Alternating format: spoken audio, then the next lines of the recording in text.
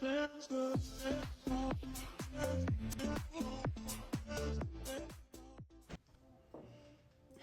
everyone, my name is Cherie and welcome to our channel, Collins to Coast. Today I'm going to talk to you about villa versus resort today, something many of you may ask about. I certainly did in my travel agent days when I was booking travel for people. After booking your flights, your accommodation is generally next in mind when you're thinking about your Asia holiday. Bali or Thailand usually.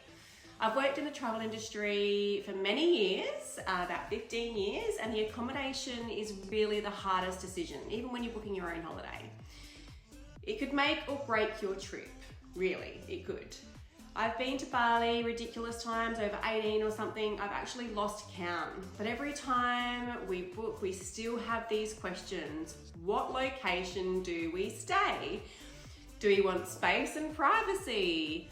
Do we want a private pool? Do we want buffet breakfast or breakfast included? Would we enjoy a swim up bar? Should we get a place with a kids club? Yes, you can get all of these in one place.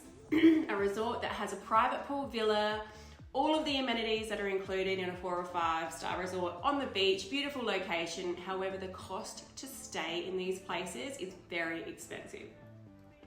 With the cost of living these days, most people cannot afford to stay here. It's definitely out of our budget. Hopefully this vlog can help you make your decision feel so much easier when you're booking your next Bali, Thailand, Asia holiday. Each time I've been to Bali, we've stayed in so many different locations and I have a different experience every time we stay. This is why I love Bali so much. Each area is so unique and everyone that's been to Bali, you know what I mean. If you know, you know. Doesn't matter how many times I go, I always come back with amazing experiences, new ideas of where to stay next. So let's get into it. This is my personal opinion around villas versus hotels. It may differ from your experience and situations. So we're a family of 4. We've got 2 young kids who are now 4 and 7.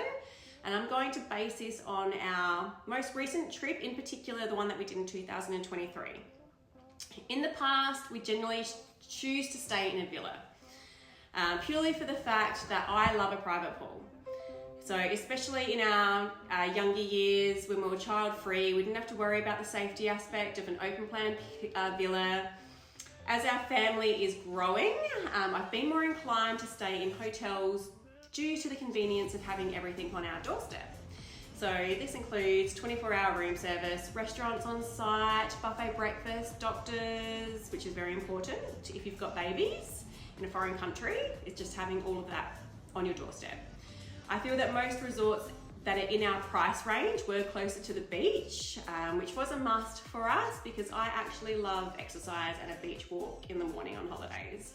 I've also feel safer, or have felt safer in a hotel because there's plenty of tourists there. It's quite safe, really. It's a great way to meet other like-minded people and families as well. So we stayed at the Grand Hyatt in Nusa Dua. We haven't stayed in Nusa Dua as a family before. I've been there through my travel agent days, but not as a family. But it's known to be very, very quiet. Kuta is polar opposite. Not a fan of Kuta, but that's another story for another day. The beaches in Nusa Dua are absolutely stunning, and we had a really stressful year that year, and we just wanted to find a resort close to the beach that was family friendly, all the inclusions.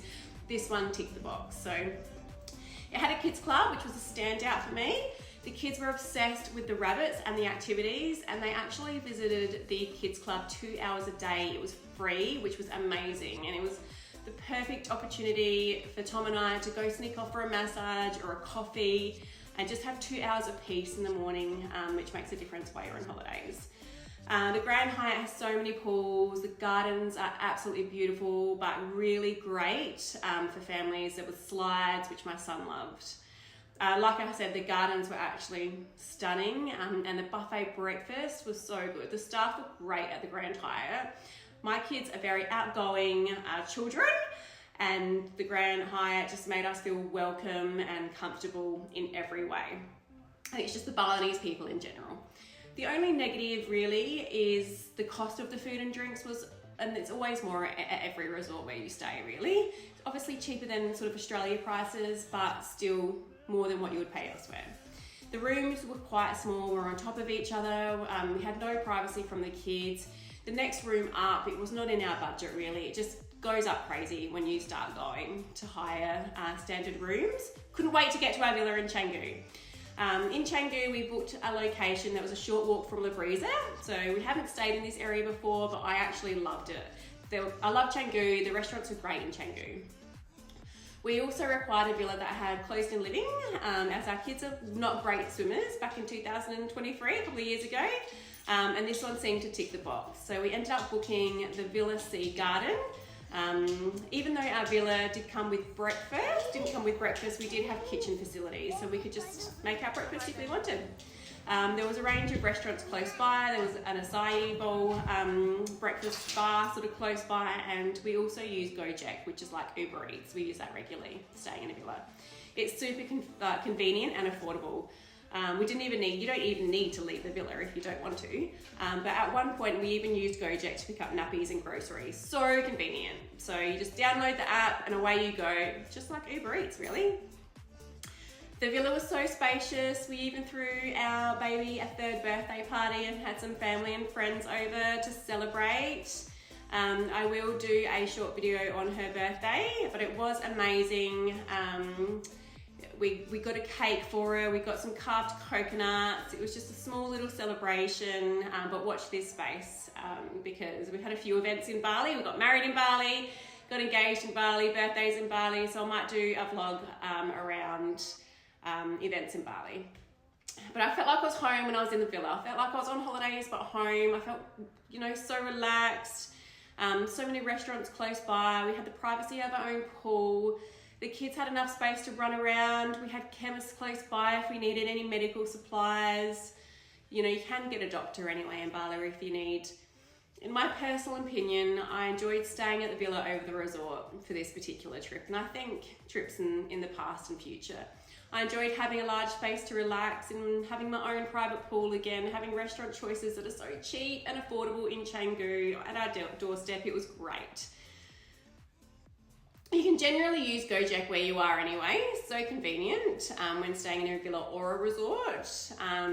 We had a nanny come to our hotel, so we had a nanny for a couple of hours in our villa, and Tom and I went out and we went to Penny Lane restaurant, which was nice, and we had a few drinks.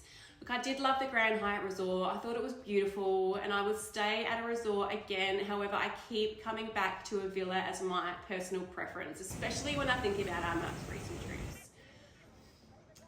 I hope you enjoyed this video, guys. If you'd like to see more, please like and subscribe. You can always follow us on TikTok, Collins to Coast. And if you enjoy this and you want to see more, please subscribe, like, and we'll see you soon. Bye. Thank you.